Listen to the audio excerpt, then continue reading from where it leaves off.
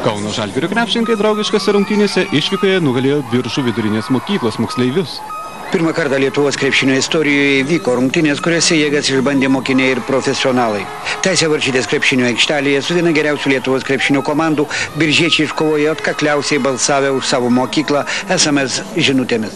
Mačių, kuris vyko 2 kėlinius po 20 minučių, teisėjavo biržietis tarptautinės kategorijos arbitras Romas Brazauskas. Neatsimenu, kada tokį sunkų mačą teisėjavau.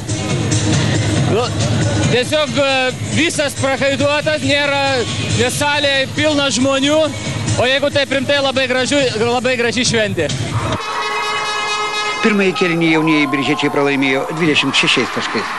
Aš matau, kaip žmonės mėgsta krepšinį, kaip mėgsta žalgiriečius.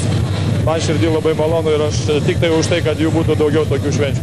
Tai negalima sakyti, kad buvo treniruotė. Ne, jokių būdų čia ne treniruotė, čia yra šventė žmonėms, šventė patiems žaidėjams.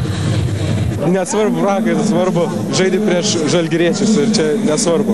Aš, kai siunčiau žinutę, sakiau, atvažiuos Žalgiris pas mus ir taip atsitiko. Kauno Žalgiris Biržų moksleivis nugalėjo rezultatu 97–65.